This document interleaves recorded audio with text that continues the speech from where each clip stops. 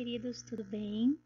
Nessa aula de hoje, nós vamos estar falando sobre a vida, um quebra-cabeça com muitas peças. Então, muitas informações a gente vai estar estudando aí com relação àqueles seres que possuem vida e também como a gente pode identificar aqueles que não possuem vida, tá? Vamos lá então?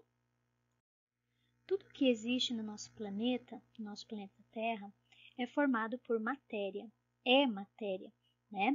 Então, a gente vai relembrar um pouquinho desse assunto que nós já estudamos, né, lá no comecinho do ano, e vamos estar, além de relembrar, vamos estar vendo aí novas informações, né, sobre esse assunto. Tá?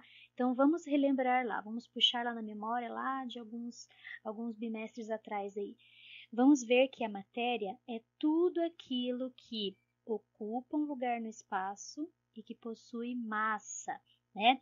Então, a gente tem aqui a matéria sendo formada por alguma coisa, né? E isso faz com que ela possua massa e ela também ocupa um lugar no espaço geográfico, e isso significa que ela tem volume, né? E nós já vimos também que a matéria ela é formada por partículas chamadas átomos. Esses átomos eles vão se combinar formando moléculas e essas moléculas vão se juntando e vão formando as substâncias, ok? Vocês lembram disso? A gente já estudou isso, né? Então vamos continuar aqui.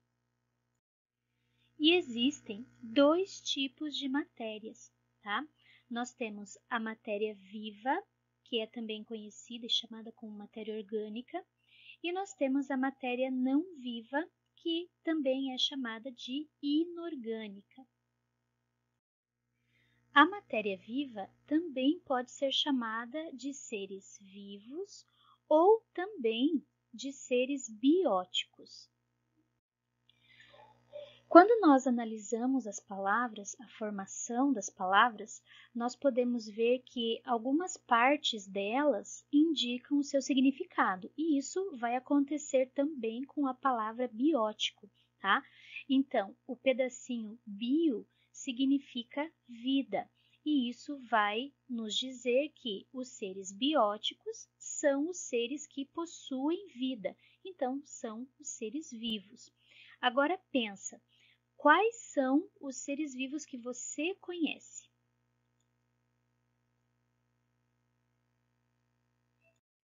Já a matéria não viva, ela pode ser chamada também de matéria inanimada, seres brutos ou ainda de seres abióticos. Da mesma forma como a gente fez no slide anterior, a gente pode analisar os pedaços da palavra abiótico e entender o seu significado, né? Nós já vimos que bio significa vida, só que agora existe uma letra A na frente da palavra biótico, né? O que esse A significa? Qual o sentido que ele dá para essa palavra? Esse A, ele vai dar um sentido de negação ou de ausência de alguma coisa, tá? Então, aqui no caso, vai ser sem ou não alguma coisa. Se biótico significa ser vivo, abiótico vai significar o contrário, né? Ele vai ser a negação do biótico. Então, vão ser aqueles seres não vivos, aqueles seres que não possuem vida. E agora, novamente, eu pergunto para vocês, quais os seres abióticos que você conhece?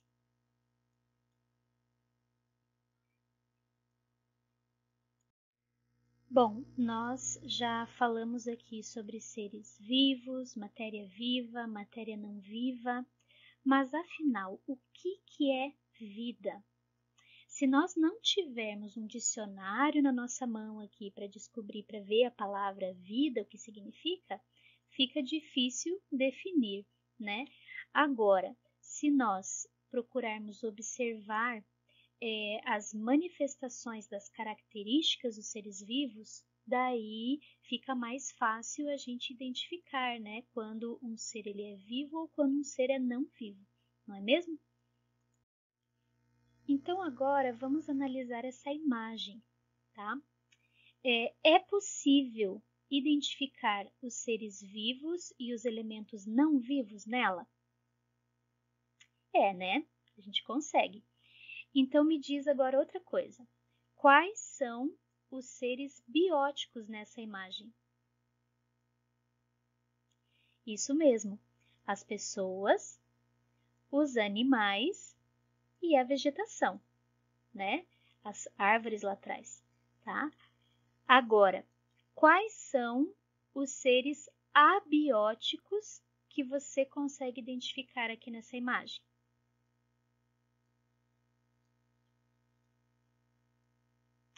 Se você falou a cerca, o potinho que está na mão do menino e a água do rio lá atrás, você está certo, você acertou, tá? Então é isso mesmo. Mas qual o critério você utilizou para classificar esses seres como abióticos e como bióticos? Tanto você quanto eu costumamos utilizar as manifestações das características dos seres vivos, né?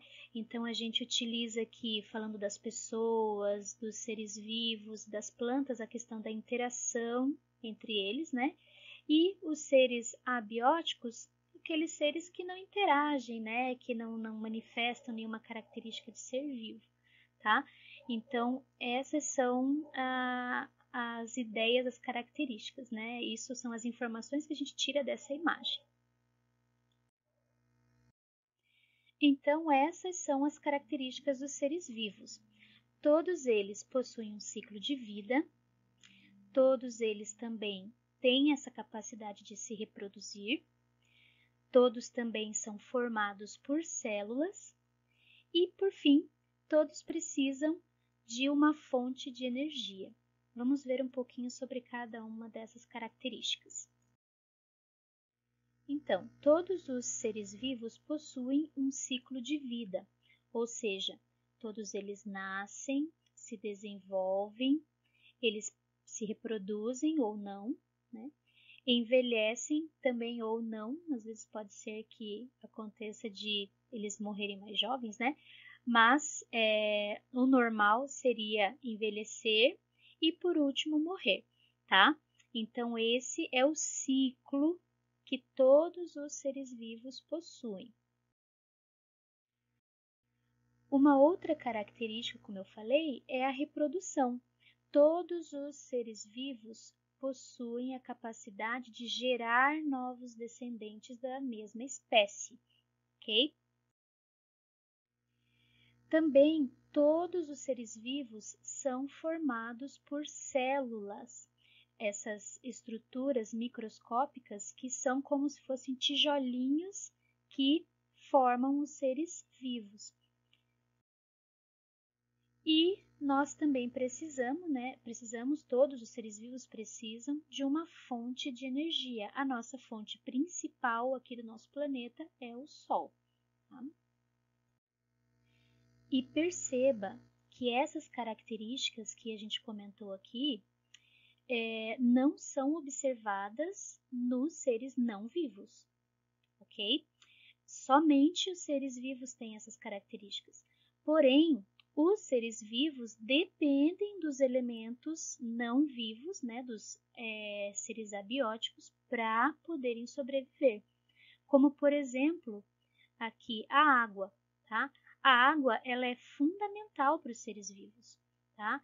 Ela é fundamental porque as reações químicas dentro das células acontecem na presença da água, tá? E além disso, tem várias outras funções, ok? Cada espécie de ser vivo vai ter uma determinada porcentagem de água que ela precisa para sua sobrevivência.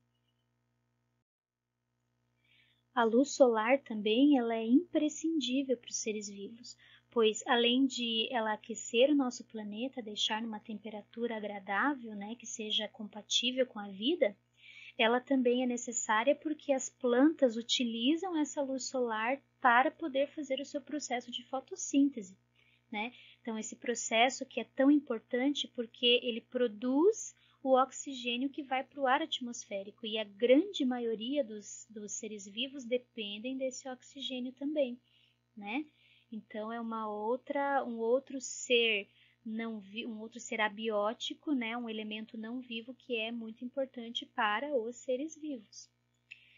O ar puro também, né? A gente já estudou que o ar atmosférico ele tem 78% de nitrogênio, 21% de oxigênio e 1% de outros gases, né? O oxigênio, como eu falei, que é importante para a grande maioria dos seres vivos, né? Porque ele entra ali no processo da respiração, para auxiliar ali na produção da energia que é necessária para todas as atividades de um ser vivo, né? Então, é muito importante esse ar puro.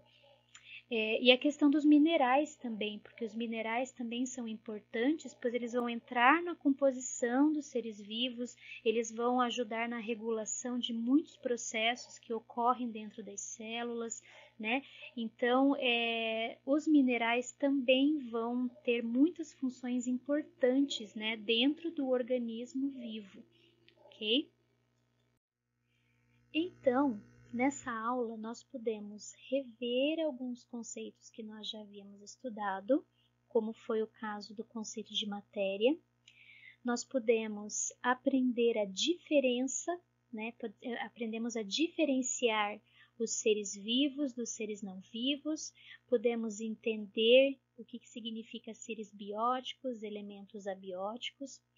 Nós vimos as características dos seres vivos, como que nós podemos identificar um ser vivo e um ser não vivo através da manifestação dessas características.